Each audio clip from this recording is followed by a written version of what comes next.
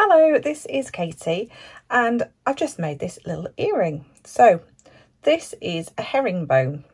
So this is the little herringbone design.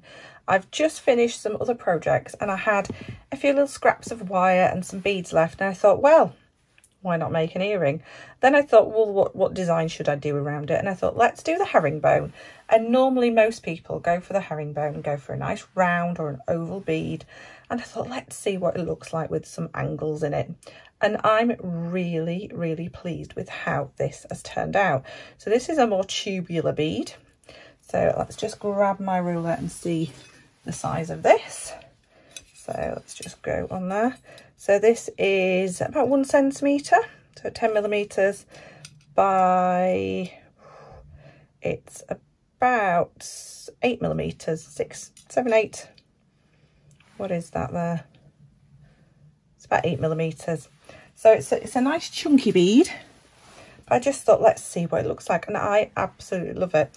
And I've just added a little matching rondelle underneath it there. If you're liking the ear wires, that video is already on my YouTube channel. I've done that recently, and you'll be able to learn how to make those really nice simple ear wires in one of my essential techniques videos. So like I said, I had some scrap wire. So let's see what I've got here. So that's probably about 15 centimetres. It's not going to take that much, but I'm going to use that piece of scrap wire, and that's probably about 10 centimetres or so. And we're going to use that. May as well use up the bits. And I've got some 0.4 millimetre wire. You're going to need, you can work off the reel.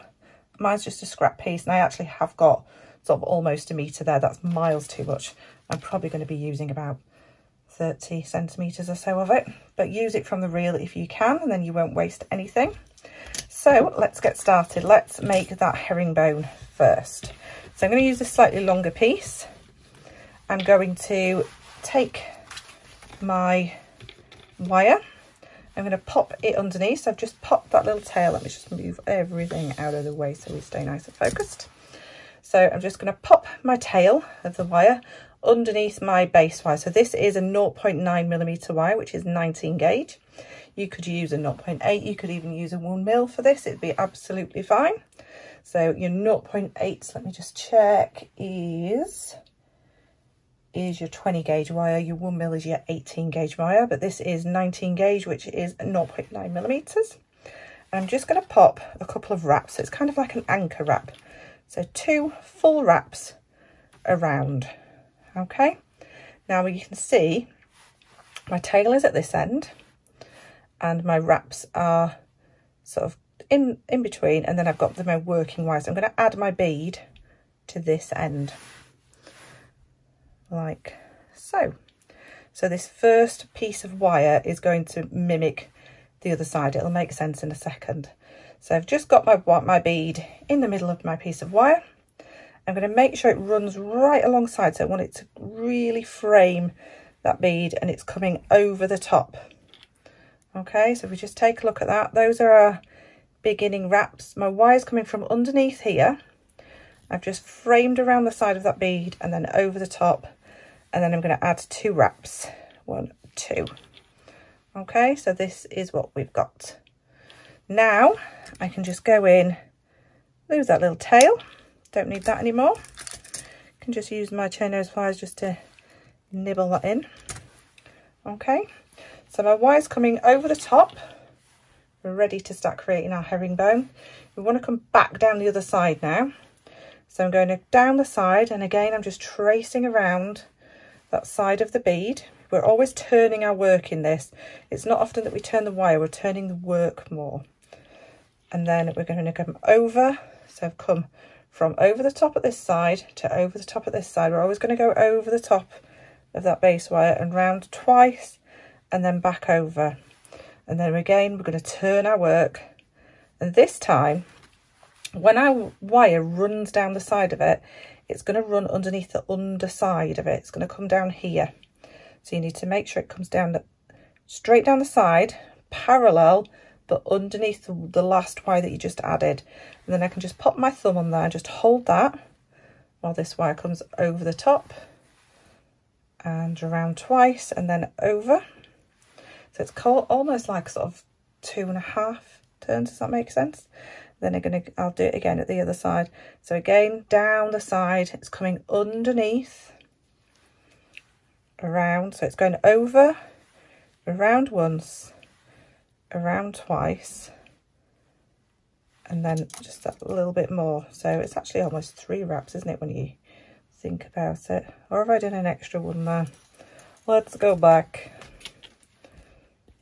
So we're going once, twice. No, it's just 2 wraps. Ignore me, 2 wraps on each side. So I'm going to leave that mistake in there. So, you know, we all make mistakes.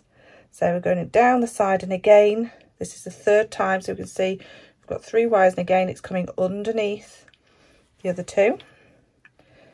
Around once, around twice, and again to the opposite side. We've got 2 on this side, so we know we need to even it up with our 3rd. So under with our 3rd, hold that nice and firm, around once, around twice. So that's 3 wraps. On my original, I have done 4 wraps on each side. So the way that we count it, we make sure we've got 3 and 3, so 3 on each side. Okay, so this is the front, and then we're going to come around once more for that 4th and final wrap. So again, making sure that 4th wrap goes around nicely, sitting underneath along the sides, twice around and underneath, and twice around. Now you can add as many of these as you want. You can keep going until you've got to whatever size you want to. It's absolutely fine. Once you've got to the size that you want to get to, make sure you finish on 2 good wraps and snip off nice and close. So we're just going to do a little bit of finishing off. So just nipping in that end, making sure we're all happy there. Now the other thing that I do with my herringbones, some people do, something that people don't, I just make sure that I've pushed them, are all pushed nicely together. I very lightly clamp over the actual design. So I think it kind of settles it in, just very lightly. You don't want to be crushing it. Settles it in and just makes it look, it kind of neatens everything up as well. So just very lightly, just clamping over everything that's there. So I'm happy with that now. Now what I want to do is I want to turn these, because I'm going to make these little loops on either side. Now what I want to do is I want to put my chain nose pliers in. And can you see I've just left it's like a millimetre gap or so. So I'm going to put my chain nose pliers in. And then when I turn that, so I've just turned it to make a right angle, that turns sat nicely at the top.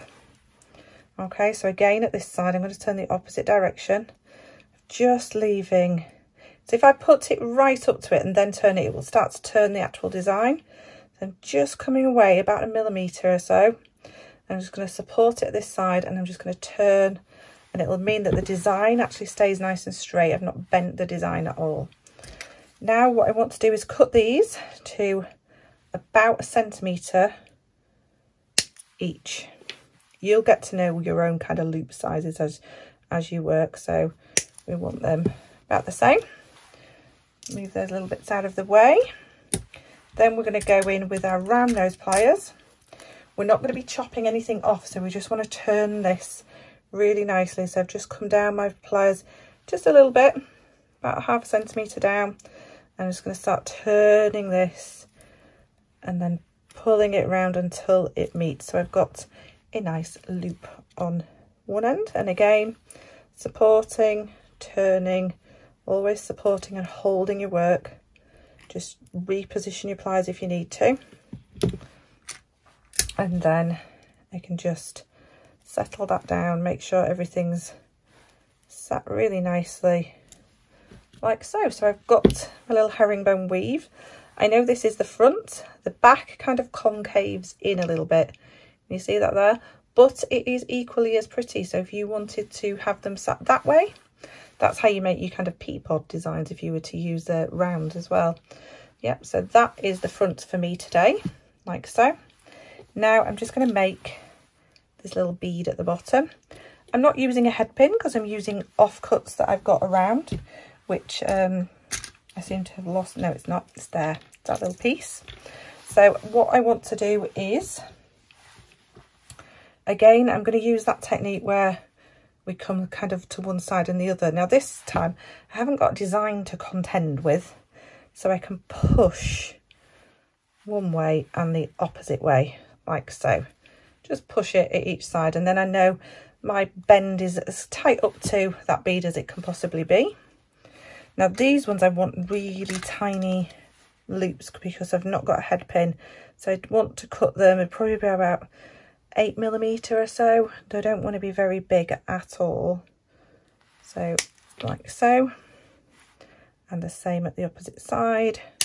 And then I just want to go in just with the tip, the very tip of my round nose pliers. They're my chain nose pliers. These are my round nose pliers. So I just want to go in with that very tip and just turn these back, because I just want these tiny little loops. So I've just turned that back. Sorry, that went off camera a little bit. I'll have to make sure this one's done properly.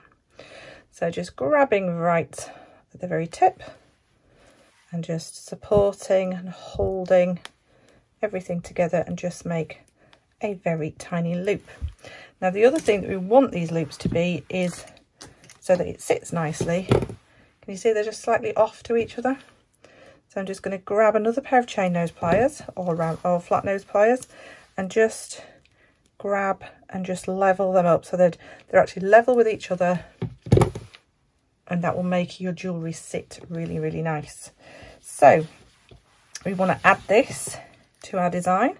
So we're going to open up one of those loops. So support, hold that side that opens of your loop, open it up that little bit, pop on our little rondelle, close that up, and then I'm going to take my ear wire. Now for this I'm going to open up, because when I make these ear wires, that little bead can slip, so be careful if you do have to open that loop. But I know I can open that loop, so I'm going to go for it on this loop. So I'm going to open up that loop, supporting it, open it up. Now I just want to make sure that I'm adding it so it's the right way round. So I want it to sit with the front ways, if you know what I mean.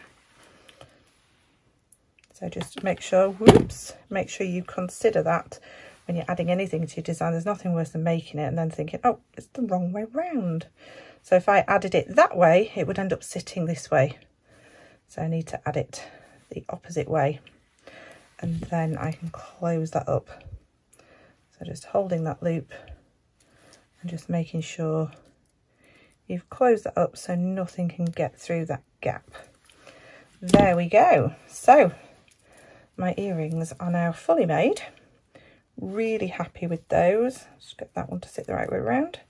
Really happy with how those are sitting. I really like the idea of using that herringbone technique and different shaped beads, so I'll definitely be trying that with some other shapes as well. So thank you so much for watching. I will see you again very, very soon. I've got loads planned for the rest of May. I'm a little bit behind on schedule because I had a few days off last week because my little boy wasn't very well. But I will see you again really soon with lots more designs, lots more inspiration, some more of my essentials techniques like the ear wires. So take a look at my page, take a look at my channel, and I'll see you again really soon. Don't forget to subscribe.